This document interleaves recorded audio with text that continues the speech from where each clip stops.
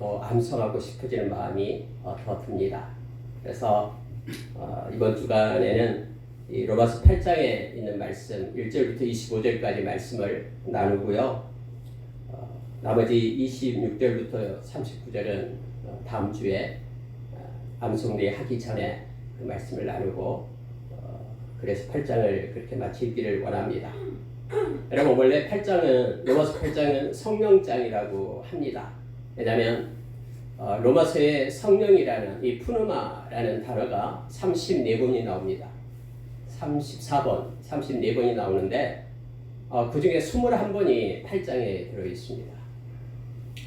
그래서 8장 안에 특히 성령님, 성삼위 중에 한 분이신 성령님에 대한 강권적인 은혜와 또 강권적인 역사가 이 8장 안에 들어 있습니다. 정말 여러분이 이 8장을 암송하게 되면은 성령의 활동을 우리가 마음과 우리의 삶 가운데, 사고 가운데 느끼게 될 겁니다. 성령님이 얼마나 좋으시고 그 좋으신 성령님께서 우리 인생 끝날 때까지 우리와 동행하며 함께 하시며 우리를 깨닫게 하시고 이끄시는 그 놀라우신 성령의 역사를 우리가 다 체험하고 누리기를 원합니다.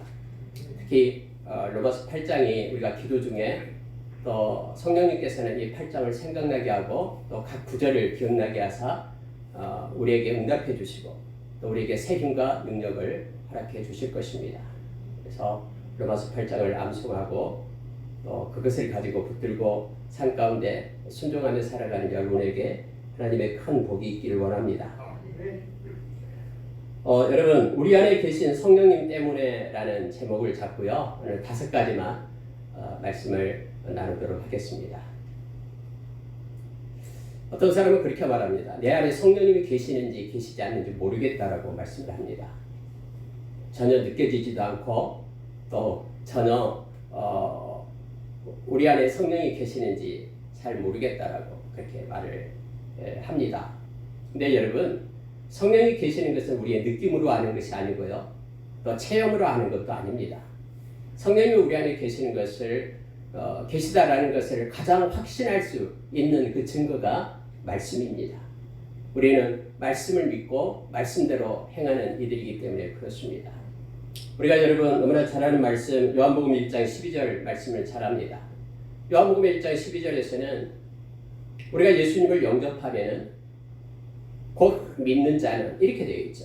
우리가 진심으로 예수님을 우리의 마음속에 삶 가운데 나의 구주로 영접했다면 가짜로 말고요. 진짜 영접했다면 우리는 하나님의 자녀되는 권세를 받을 것입니다. 그리고 하나님의 자녀가 되었다라는 것은요. 우리 안에 성령님이 계신다라는 것입니다. 성령님이 계시지 않고서는 우리가 오늘 읽은 로마서 8장 9절의 말씀처럼 우리는 그리스도의 사람이 아닙니다. 그리스도에게 속한 자가 아니다라는 겁니다. 우리가 고린도전서 3장 16절에 보면은 바울 사도는 그렇게 말합니다. 고린도 교회에 너희 안에 성령이 계시는 것을 알지 못하느냐? 너희가 바로 성전이며 너희가 너희 안에 성령님이 계시는 것을 왜 알지 못하느냐? 라고 말합니다. 다시 말하면은 우리 안에 성령님이 계시는 것은 우리의 느낌으로 아는 것이 아니고요. 말씀의 근거에서 성령님이 우리 안에 계시는 것을 우리가 압니다. 처음에는요. 그리고 우리가 계속해서 이제 신앙생활을 하게 되면은 우리 안에 성령님이 계셔서 우리에게 말씀하시고 말씀을 기억나게 하고 성령님이 계셨기 때문에 하나님의 사랑의 마음이 우리 가운데 부어지고 로마서 5장 5절의 말씀처럼 성령님이 계시기 때문에 우리를 진리 가운데 알레테이아 즉 말씀 가운데로 우리를 인도해 주시고 성령님이 계시기 때문에 우리가 죄에 대해서 깨닫고 회개할 수 있고 의에 대해서 하나님이 기뻐하는 의를 따라서 살려고 우리의 삶을 그렇게 세우고 뿐만 아니라 하나님의 나라를 바라보는 소망을 가지고 살아가게 되고 하나님의 변화와 예배할 수 있는 또 기쁨을 우리에게 더해 줌을 우리는 알게 됩니다. 성령님이 계시기 때문에 우리가 하나님을 아빠 아버지라고 부르면서 그분께 나와 기도할 수 있고요. 성령님이 계시기 때문에 우리에게 여러 가지 어렵고 힘든 가운데 우리의 삶을 이끌고 우리에게 도움을 주는 보혜사 되었음을 보혜사 되신 성령님을 우리가 기억하게 됩니다. 오늘 특히 여러분 로마서 8장을 읽으면서 우리 안에 성령이 계시기 때문에 우리는 이러이러한 복을 누리고 있음을 우리가 말씀을 통해서 기억하길 원합니다. 먼저 여러분, 저와 여러분에게 오신 진심으로 영접해서 하나님의 자녀된 저와 여러분에게 오신 성령님은 절대로 우리를 떠나지 않습니다. 에베소서 4장 30절에서 우리가 구원의 날까지 성령 안에서 인침을 받았다고 성경은 분명하게 우리에게 말합니다. 그리고 우리가 이 세상 떠날 때 오늘 읽은 말씀 가운데도 있습니다만은 성령님이 우리의 증인이 됩니다. 내가 예수 믿었다는 것. 그래서 하나님과 함께 우리 주님과 함께 하나님의 나라를 유업으로 받은 하나님의 자녀가 된 것을 증거하고 보증해 주는 분이 바로 성령님 되심을 알게 합니다. 성령님은 보혜사 성령님이라고 예수님께서 그렇게 말씀하셨죠. 예수님께서 제자들을 모아놓고 그렇게 말씀했습니다. 내가 너희를 떠나는 것이 너희들에게 더 유익하다. 내가 떠나면 보혜사 성령을 너희에게 보내겠다. 그렇게 약속하신 우리 주님은 하나님으로부터 온이 보혜사 성령을 그분이 올 때까지 기다리라라고 말했잖아요. 예루살렘 떠나지 말고. 그리고 예수님께서 승천하신 후 10일이 지난 후에 오순절날 성령이 이 땅에 임하셨음을 성경은 사도행전 2장에서 우리에게 가르쳐줍니다. 그래서 아까 우리가 기도할 때에, 기도하기 합심기도할 때에 아직까지 예수님을 영접하지 않는 사람은 진심으로 예수님을 영접하라고 하는 것이 바로 이겁니다. 우리가 진심으로 영접할 때 우리는 성령께서 우리 가운데 임재하시고 떠나지 않습니다. 그러나 진심으로 영접하지 않으면 떠나게 됩니다. 즉 다시 말하면 성령님이 우리 안에 계시지 않는다라는 것을 알게 됩니다.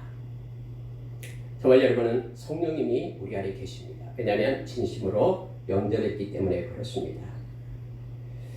여러분, 세상은 성령을 알지 못합니다. 성령이 뭔지도 모릅니다. 고린도전서 2장 9절에서 14절의 말씀을 보면은 성경은 이렇게 말해주고 있습니다. 이 말씀을 제가 자주 말씀합니다만은 성경의 내용을 제가 한번 읽어드릴게요. 기록된 바 하나님이 자기를 사랑하는 자들을 위하여 예비하신 모든 것은 눈으로 보지 못하고 귀로 듣지 못하고 사람의 마음으로 생각하지 못하였다함과 같으니라. 오직 하나님이 성령으로 이것을 우리에게 보이셨으니 성령은 모든 것 곧 하나님의 깊은 것까지도 통달하시느니라. 사람의 일을 사람의 속에 있는 영 외에 누가 알리요? 이와 같이 하나님의 일도 하나님의 영 외에는 아무도 알지 못하느니라. 우리가 세상의 영을 받지 아니하고 오직 하나님으로부터 온 영을 받았으니 이는 우리로 하여금 하나님께서 우리에게 은혜로 주신 것들을 알게 하려 하심이라. 우리가 이것을 말하거니와 사람의 지혜가 가르친 말로 아니하고 오직 성령께서 가르치신 것으로 하니 영적인 일은 영적인 것으로 분별하느니라. 육에 속한 사람은 하나님의 성령의 일들을 받지 아니하나니 이는 그것들이 그에게는 어리석게 보이며 또 그는 그것들을 알 수도 없나니 이러한 일은 영적으로 분별되기 때문이라. 여러분, 하나님의 영 외에는 하나님의 일을 알 수가 없습니다. 하나님의 마음도 하나님의 뜻도 하나님의 눈도 가질 수 없습니다. 그러나 하나님의 영이신 성령님이 우리 안에 계시면은 우리가 하나님의 뜻과 하나님의 마음과 하나님의 눈을 가지고 사는 자가 됨을 가르쳐 줍니다. 저와 여러분이 예수님을 진실로 영접했다 그러면은 저와 여러분 세상의 영을 받지 않았습니다. 하나님의 영을 받은 자입니다. 에베소서 2장 2절에서는 세상의 영, 즉 하나님의 영을 받지 않는 모든 이들에게는 세상의 영이 그를 끌고 간다고 얘기합니다. 세상의 영은 하는 일이 간단합니다. 정욕대로 살게끔 하고 세상의 풍조를 따라 살게끔 한다고 합니다. 인생이 내 거니까 내 마음대로 살아야 된다고 생각하면 우리 가운데 성령이 없는 것입니다. 우리의 정욕대로 우리의 뜻대로 내 인생을 내 것으로 산다라는 것은 세상의 영이 우리에게 주는 마음이다라고 성경 말합니다. 그리고 세상의 풍조를 따라서 세상의 가치와 논리로 살아가는 이들은 바로 세상의 영에 의해서 끌림을 받고 있는 것임을 가르쳐 줍니다. 그러나 하나님의 영인 성령에 의해서 살아가는 사람들은 하나님의 논리와 가치를 가지고 사는 이들임을 성경은 말합니다. 성령께서 인생에 개입하셔서 인도하심을 알게 합니다. 비록 지금은 그렇게 보이지 않을지라도 세상 사람과 비슷하게 보일지라도 계속해서 우리의 마음 가운데 계신 성령님은 우리를 점점점 상화시켜 가고 우리를 인도해 가십니다. 그리고 궁극적으로 우리가 회개하고 하나님의 거룩한 백성으로 세워지게끔 성령께서 인도하심을 우리가 알게 됩니다. 여러분, 오늘 읽은 말씀 가운데 1절부터 4절까지만 다시 한번 읽겠습니다. 함께 다시 읽습니다. 시작. 그러므로 이제 그리스도 예수 안에 있는 자에게는 결코 정죄함이 없나니 이는 그리스도 예수 안에 있는 생명의 성령의 법이 죄와 사망의 법에서 너를 해방하였습니다. 율법이 육신으로 말미암아 연약하여 할 수 없는 그것을 하나님은 하시나니 곧 죄로 말미암아 자기 아들을 죄 있는 육신의 모양으로 보내어 육신의 죄를 정하사 육신을 따르지 않고 그 영을 따라 행하는 우리에게 율법의 요구가 이루어지게 하려 하심이니라. 아멘. 첫째로 여러분, 우리 안에 계신 성령님 때문에 저와 여러분은 정죄함이 없습니다. 가장 큰 문제가 바로 정죄함이 없다라는 겁니다. 여러분, 이 정죄함이라는 것은요, 심판을 얘기합니다. 저와 여러분에게는 심판이 없습니다. 예수 안에 있는 저와 여러분에게는 심판이 없다라고 성경은 말합니다. 이 정죄함이라는 것이 뭐냐면 카타크리마라는 원어인데, 카타크리마라는 것은 심판하다라는 뜻이에요. 심판하다. 예수 안에 있는 저와 여러분은 왜 심판함이 없냐 그러면은 예수 안에 있지 않을 때는 성령이 우리 가운데 없기 때문에 우리는 죄의 종으로 심판받을 자가 되는 것입니다. 죄의 값은 사망이기 때문에 죄의 종으로 죄값을 우리가 받아내는 거예요. 그러나 예수 안에 있는 저와 여러분, 다시 말하면 우리 안에 성령님이 있기 때문에 성령님은 생명의 성령의 법을 가지고 계십니다. 오늘 읽은 말씀 가운데 생명의 성령의 법이 죄와 사망의 법에서 너를 해방하였다라고 우리에게 말씀해주고 있죠. 성령님께서 우리 가운데 생명을 주십니다. 생명의 법 가운데로 성령님이 우리를 인도하시는 거예요. 그래서 저와 여러분에게는 정죄함이 없습니다. 심판이 없습니다. 요한복음 5장 24절에서 우리는 너무나 잘 아는 말씀이죠. 내가 진실로 진실로 너희에게 이르노니 내 말을 듣고 또 나 보내신 이를 믿는 자는 영생을 얻었고 심판에 이르지 아니하느니 사망에서 생명으로 옮겼느니라 라고 성경 우리에게 말합니다. 진심으로 예수를 믿는 사람은 예수 안에 있게 되고 성령 안에 있게 됩니다.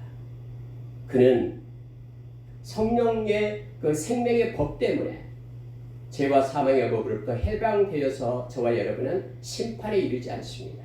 사망의 자리에서 생명의 자리로 옮겼다라고 말합니다. 성령님은 이것을 우리에게 가르치면서 우리에게 말하고 있습니다. 우리가 잘 아는 로마서 6장 23절 말씀, 죄의 삭은 사망이요 하나님의 은사는 그리스도 예수 안에 예수 우리 주 안에 있는 영생이니라 라고 말하죠. 이 죄의 문제를 해결하지 않으면 우리는 그 값을 받아야 됩니다. 그래서 죄의 종으로서 사망에 이르게 됩니다.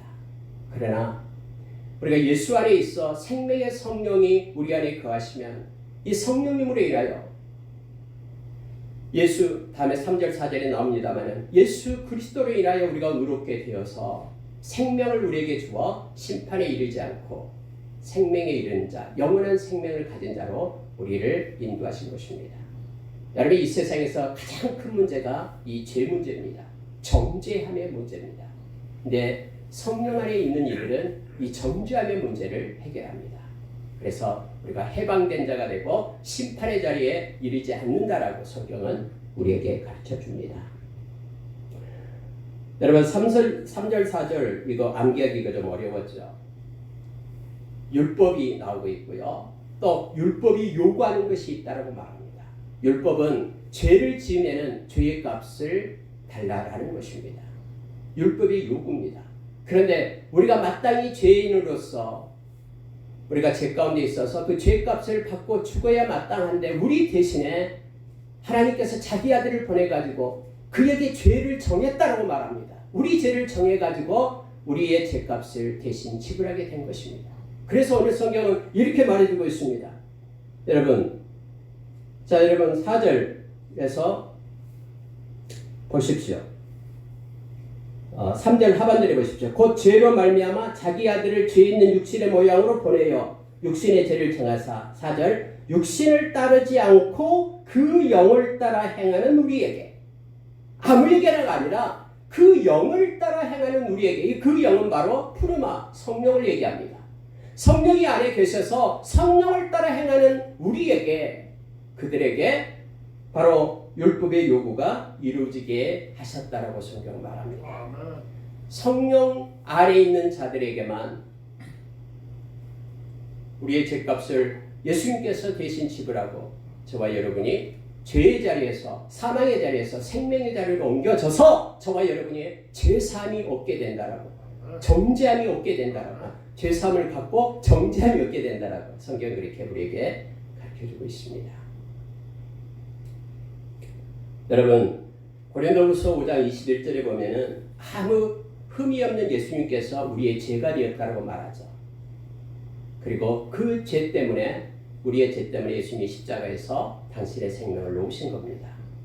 그리고 우리는 예수님의 의를 힘입어서 하나님의 의가 되었다라고 성경 우리에게 가르쳐 줍니다. 여러분 말씀 5절부터 8절까지를 읽겠습니다. 같이 읽겠습니다.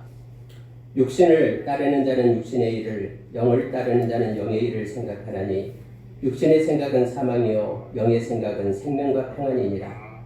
육신의 생각은 하나님과 원수가 되나니 이는 하나님의 법에 굴복하지 아니할 뿐 아니라 할 수도 없습니다. 육신에 있는 자들은 하나님을 기쁘시게 할 수 없느니라. 아멘. 성령님께서 우리 안에 계시기 때문에 우리 안에 계신 성령님 때문에 저와 여러분은 이 땅에서 생명과 평안을 누립니다. 이 생명과 평안이 거저 우리에게 주어진 게 아니에요. 우리 안에 계신 성령님 때문에 우리가 이 세상에서 생명과 평안을 누림을 우리가 기억하기를 원합니다. 여러분 5절부터 8절의 말씀을 보니까요. 영의 일을 영을 따르는 자는 영의 일을 생각한다. 우리가 성령 안에 있어서 성령의 인도하심을 받을 때 저와 여러분은 성령의 일을 생각하는 자가 된다라고 말합니다. 그런데 문제는 육신의 생각은 사망이고 영의 생각은 생명과 평안이다라고 말하고 있죠. 영의 생각이라는 게 뭡니까? 영의 생각은요. 성령에 의해서 컨트롤, 통제받은 마음을 얘기할 때 영의 생각이라고 얘기합니다. 성령에 의해서 우리의 마음이 통제받고 이끌림을 받게 될 때 성령이 주시는 마음과 생각을 가지고 사는 것, 이게 성령의 생각, 영의 생각, 이렇게 성경 말하고 있죠.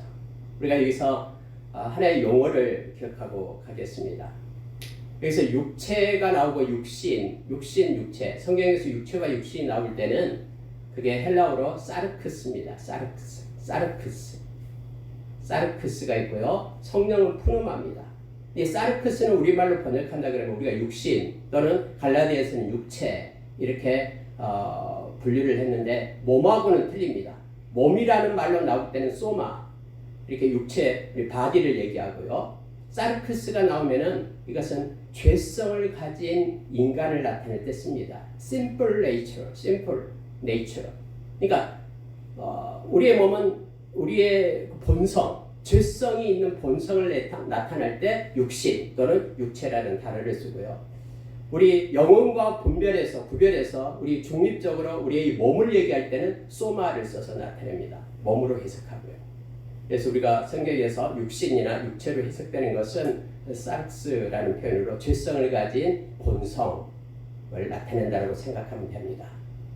그러니까 여기서 우리가 육신을 따르는 자는 육신의 일을 이렇게 말할 때는 우리의 본성대로 죄성을 가진 모습대로 행하는 거예요.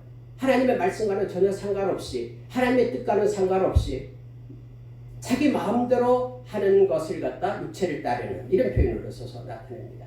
원래 죄성을 가졌기 때문에 여기서 말하는 육신의 일을 또 성령을 따르는 성령의 일을 영의 일을 생각한다라고 말하고 있습니다. 그런데 육신의 생각은 사망이고 영의 생각은 생명과 평안이니라 라고 우리에게 말씀해 줍니다.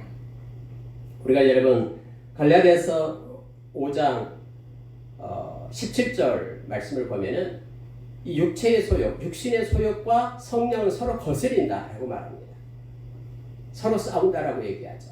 그래서 갈라디아서 5장 19절부터 21절까지는 육체의 소욕을 따라 행할 때 우리 가운데 나타나는 일들을 기록을 합니다. 그리고 성령을 쫓아 행할 때 우리 가운데 나타나는 열매들을 22절과 23절에서 말해주고 있는 거예요. 그럼 여러분 보십시오. 제가 읽어드릴게요. 갈라디아서 5장 19절부터 23절까지인데요. 육체의 일은 분명하니, 이건 육신과 같은 내용입니다. 로마서 8장에서는요. 곧 음행과 더러운 것과 호색과 우상숭배와 주술과 원수 맺는 것과 분쟁과 시기와 분냉과 당짓는 것과 분열함과 이단과 투기와 술취함과 방탕함과 또 그와 같은 것들이라. 전에 너희에게 경계한 것 같이 경계하노니 이런 일을 행하는 자들은 하나님의 나라를 유업으로 받지 못할 것이요 라고 성경은 분명하게 말합니다. 무슨 얘기냐면은 성령의 인도하심을 받는 것이 아니라 자기 마음대로 자기의 인생을 끌고 가게 될 때는 하나님의 나라를 유업으로 받지 못한다라고 말합니다. 이것을 로마서에서는 그의 육신의 생각이 사망이요 이렇게 표현하고 있는 것입니다. 그러면은 영의 생각은 생명과 평안이라고 얘기할 때는 성령을 쫓아 행할 때 나타나는 그러한 것들, 성령의 열매들을 말하고 있죠. 사랑과 희락과 화평과 오래 참음과 자비와 양성과 충성과 온유와 절제. 이러한 것을 금할 수 있는 법이 없다라고 말합니다. 이것을 하나님께서 주신 것이기 때문에, 성령께서 주신 것이기 때문에 이것을 금할 것이 없다라고 우리에게 가르쳐주고 있는 것입니다. 성령 안에 있는 저와 여러분은 바로 성령께서 주시는 생명과 평안을 누리는 자가 됩니다. 이것은 성령을 떠나서는 우리에게 주어지지 않는 것임을 성경은 분명하게 말하고 있습니다. 절대로 여러분, 이 육신의 생각은 하나님과 원수가 된다고 말하죠. 특징이 있습니다. 절대로 하나님의 말씀을, 하나님의 법을 마음에 두지 않습니다. 육신을 쫓는 사람은 무슨 일을 할 때에 하나님의 법을 기준점으로 삼지 않아요. 다 자기의 생각과 세상의 논리와 가치를 가지고 기준점으로 삼고 행하는 것이죠. 그러나 성령을 따르는 사람은 마음에 하나님의 법을 가지고 산다고 말하죠. 육신을 쫓는 사람은 하나님의 법에 굴복하지도 않아요. 그런데 우리가 예레미야서 31장, 31장, 33절에 보면은 또 예수님께서도 말씀했듯이 새 언약 백성은 마음에 하나님의 법을 살고 가지고 사는 사람들이라고 우리에게 가르쳐주죠. 그래서 말씀이 하나님의 마음속에 있어서 우리의 사고와 행동의 어느 중거점이 하나님의 말씀이 되고 법이 됨을 알게 합니다. 이것이 성령의 사람의 모습임을 우리로 알게 합니다. 육신의 여자들은 하나님을 기쁘시게 하지 못한다고 말하죠. 오직 성령의 인도하심을 받는 이들만 하나님을 기쁘시게 한다. 그래서 히브리서 11장 6절에서도 동일하게 우리가 믿음이 없이는 하나님을 기쁘시게 하지 못한다라고 우리에게 가르쳐주죠. 그래서 믿음을 가지고, 믿음으로 산다는 것은 하나님의 말씀을 가지고 사는 것을 말합니다.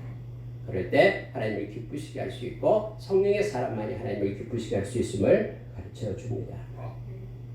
원래 여러분, 성령이 계시지 않으면 기쁨이 없습니다. 진짜 기쁨이 없어요. 다 가짜 기쁨. 금방 사라지는 세상적인 기쁨으로만 살아갈 수밖에 없죠. 성령 안에 있을 때 저와 여러분이 희락과 의와 희락과 화평, 의와 희락과 이 평강의 복을 누린다라고 말하고 있는 것이죠. 다시 말하면 하나님의 나라는 성령 안에 있어서 성령 안에 있는 의와 평강과 희락이다라고 우리에게 로마서 14절 17절에서 가르쳐줍니다. 그래서 성령 안에 있기 때문에 저와 여러분이 평강을 누리고 예수의 생명을 누리게 됨을 성경은 말해줍니다. 여러분, 세 번째로 가면 우리는 그리스도의 사람으로 몸의 부활을 받는다. 여러분 9절하고 11절을 보면은요, 제가 읽어드릴게요. 만일 너희 속에 하나님의 영이 거하시면 너희가 육신에 있지 아니하고 영에 있나니 누구든지 그리스도의 영이 없으면 그리스도의 사람이 아니라. 성령을 두 가지로 표현합니다. 하나님의 영 그리고 그리스도의 영, 이렇게 말하고 있습니다. 그러니까 성령님은 하나님의 영이면서 그리스도의 영입니다. 이 삼위일체 트리니티가 이렇게 서로 공존하고 있음을 알게 합니다. 그런데 우리 가운데 그리스도의 영이 없다면 우리는 그리스도의 사람이 아니다라고 표현합니다. 그래서 그리스도의 사람이 아니다라는 것은요, 그리스도에게 속하지 않았다라는 뜻이에요. 원래적 원어적 의미가. 그러니까 그리스도의 것이 아니다라는 거예요. 성령이 없으면 그리스도의 것이 아니에요. 그리스도와는 상관없는 자가 된다라는 것을 알게 됩니다. 그러면서 이런 10절 보십시오. 또 그리스도께서 너희 안에 계시면 몸은 죄로 말미암아 죽은 것이나 영은 의로 말미암아 살아있는 것입니다. 여러분 이게 무슨 뜻인지 알죠? 몸은 죄로 말미암아 죽는데 이때 몸은 육체, 이 사르크스가 아니에요. 육신이 아니고요. 이때는 소마예요. 예수 믿든 예수 믿지 않든 모든 사람은 다 죽습니다. 이게 죄의 결과 때문에 그래요. 죄값을 통해서 우리가 육신 다 죽어요.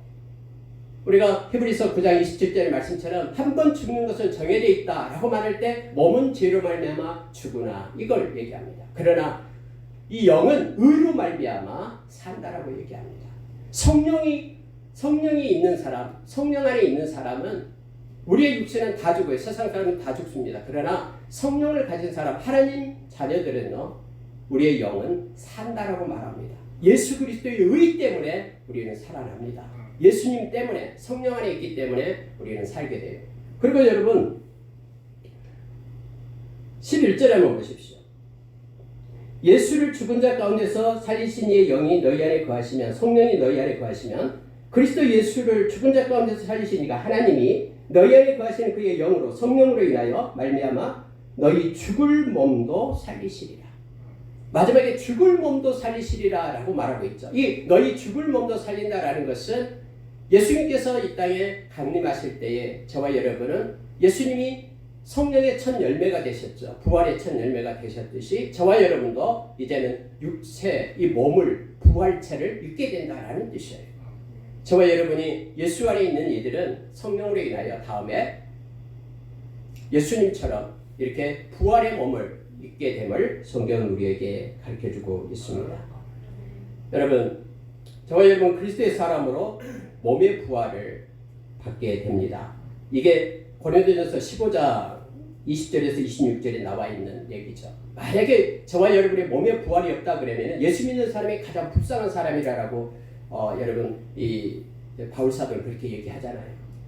그러나 이제 그리스도께서 죽은 자 가운데서 다시 살아나사 잠자는 자들의 첫 열매가 되셨도다. 사망이 한 사람으로 말미암았으니 죽은 자의 부활도 한 사람으로 말미암는도다.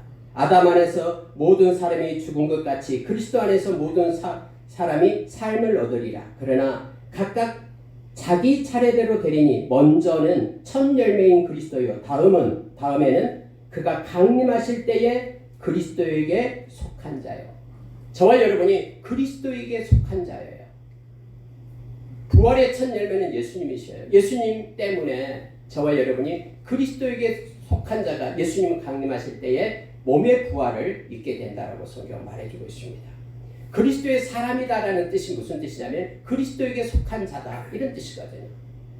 성령이 우리 안에 계시는 자, 그리스도의 영이 있는 자는 그리스도에게 속한 자예요. 그리스도에게 속한 자는 주님이 오실 때에 그가 다시 살아나리라. 몸의 부활을 말하고 있음을 보게 됩니다. 여러분과 저는 이 땅에서 모든 사람은 다 죽습니다. 육체. 그러나 예수 믿는 사람과 믿지 않는 사람, 성령이 있는 사람과 없는 사람은 죽은 후에 심판이 있고 구분이 됩니다. 저와 여러분은 몸의 부활을 가진 자로 성령님 때문에 다시 살게 됨을 성경은 가르쳐줍니다. 여러분 12절부터 17절 말씀에는요, 우리는 하나님의 자녀로 상속권을 갖는다라는 뜻입니다. 이건 중요한 말씀인데요, 이 말씀 잠깐 보겠습니다. 저와 여러분이 성령님 때문에 양자의 영을 받은 것이 됩니다. 오늘 성경이 말해주고 있죠. 죄의 종의 영을 받는 게 아닙니다. 이 의미가 무슨 뜻이냐면요, 이 종의 영을 받는 것이 아니다라고 말할 때 이 종의 영이다라는 뭐냐면 우리로 하여금 이 종이 되게 만드는 영이다라는 뜻이거든요.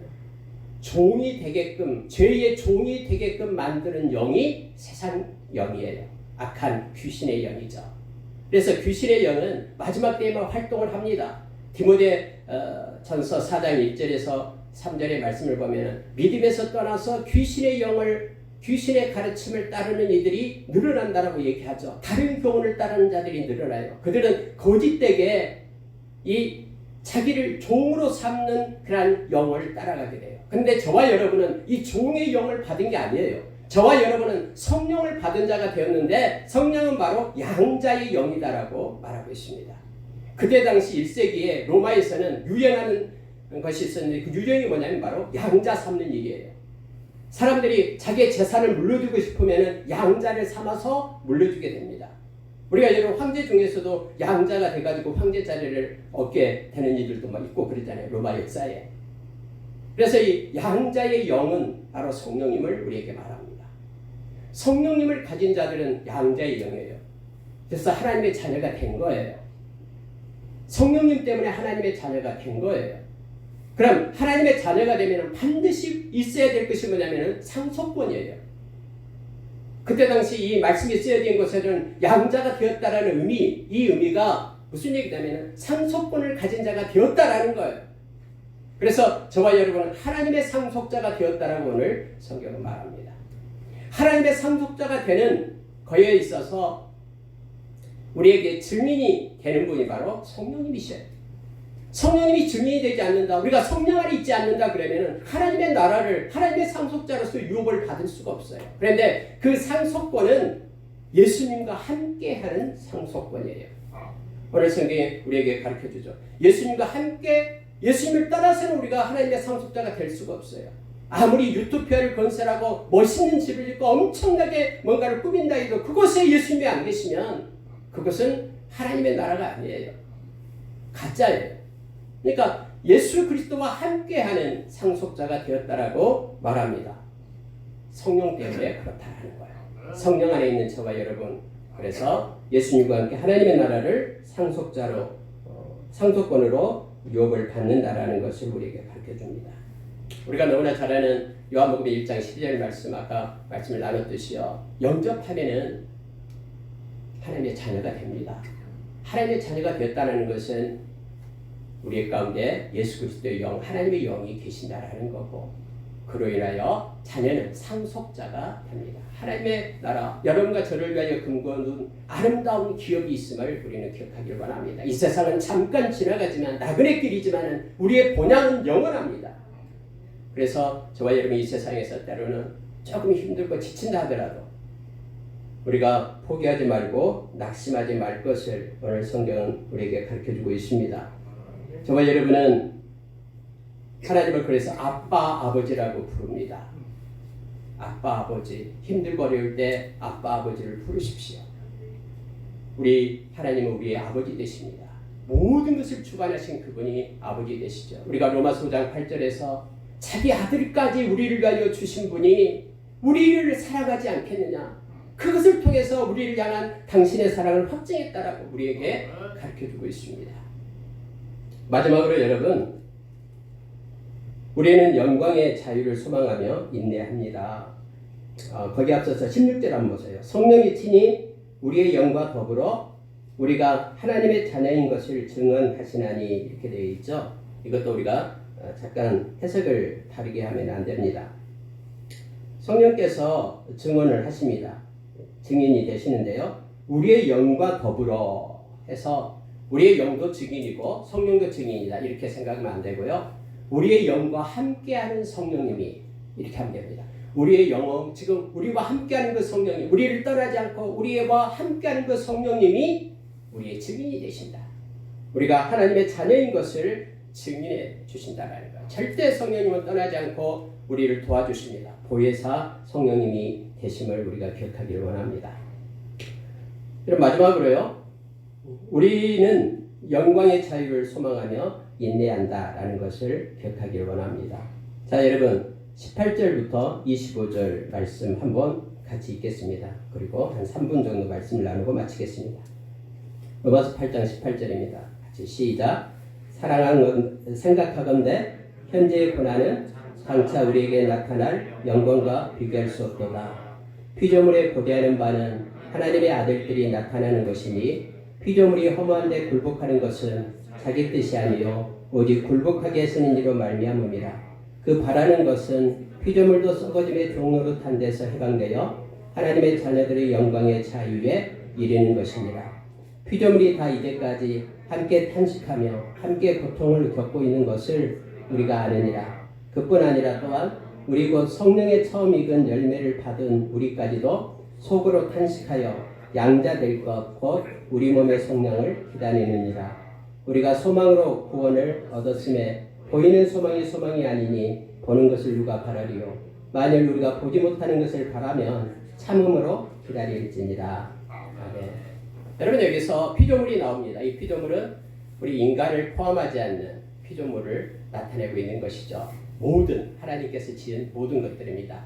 그들도 탄식하고 있습니다. 근데 그들이 원하는 게 뭐냐면은 여기서 말하는 것처럼 하나님의 자녀들의 영광의 자유에 이르렀으면 하고 그들이 탄식하고 있다라는 거예요. 빨리 하나님의 자녀들, 그들이 누리는 영광이 빨리 오기를 그들도 원하고 있다라고 말하고 있습니다. 여러분, 왜 피조물이 허무한 데 굴복했고 또 썩어짐의 종로를 타고 있다라고 지금 표현하고 있는 이유가 뭡니까? 인간이 지은 죄로 인하여 모든 피조 세계가 지금 고통을 받고 있는 것입니다. 죄의 결과로 비극적인 일들을 지금 겪고 있는 것이죠. 세상의 죄를 불러들인 인간의 타락이 바로 우주 만물을 저주하게끔 그렇게 결과로 초래된 것입니다. 하나님의 창조 질서가 파괴되었고 그것 때문에 저주가 임했고 재앙이 임하고 질병이 임하고 죽음이 임하고 지금도 전쟁 중에 있을 때 많은 피조 세계가 그것 때문에 썩어짐의 종로를 타고 있다라고 지금 성경은 표현해주고 있는 것입니다. 그래서 이들도 소원이 있습니다. 하나님의 아들들이 누리는 영광이 빨리 왔으면 좋겠다라는 거예요. 하나님의 아들들, 저와 여러분이 누리는 그 영광의 때가 빨리 오기를 그들이 원하고 있다라고 말하고 있습니다. 그런데 성경이 이렇게 말합니다. 여러분 23절 다시 한번 보세요. 그뿐 아니라 또한 우리 곧 성령의 처음 익은 열매를 받은 우리까지도 속으로 탄식하여 양자될 것고 우리 몸의 성령을 기다리느니라. 이렇게 되어 있죠. 여기서 여러분요, 성령의 처음 익은 열매, 저와 여러분이 열매다라는 뜻이 아니에요. 성령의 처음 익은 열매는 아까 얘기했던 고린도전서 15장 23절에서 얘기했듯이 예수님이셔요. 예수님이 성령의 처음 익은 열매예요. 성령의 열매예요. 그런데 그 열매를 받은 우리죠.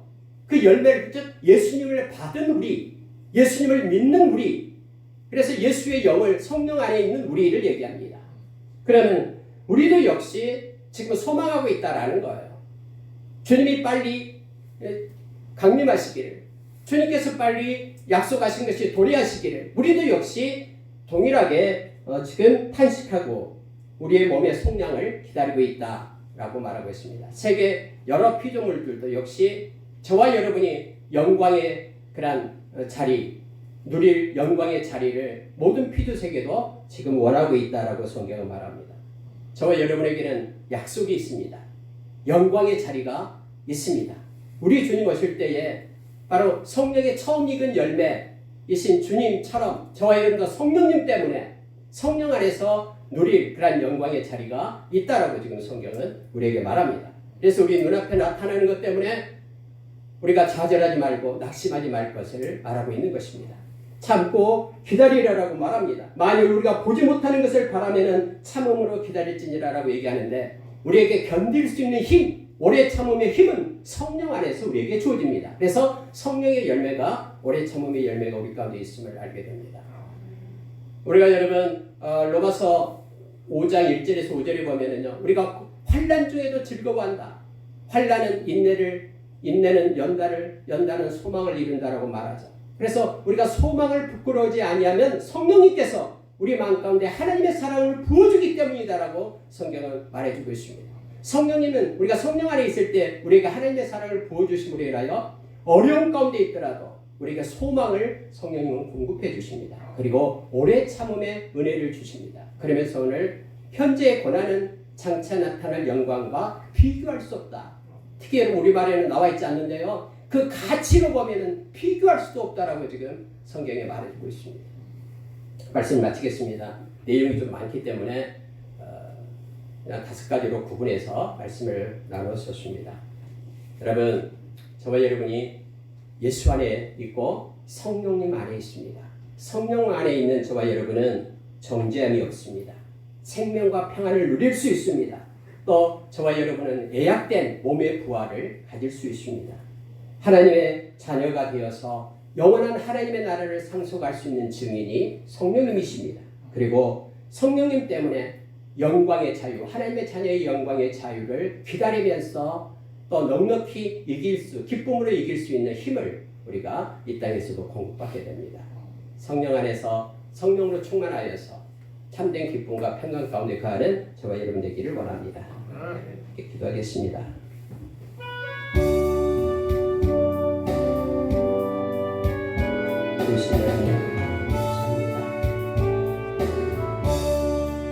성령으로 충만하게 하사 우리가 우리 육신의 생각을 따르지 않고 성령을 쫓아 살아갈 수 있는 자로 우리에게 서게 주십시오. 하나님 아버지, 성령보다 앞서지 않도록 도와주시고 말씀과 기도로 거룩해지는 우리 되도록 역사해 주시옵소서. 영광 받아주십시오. 함께해 주십시오. 감사합니다. 공급해 주시옵소서.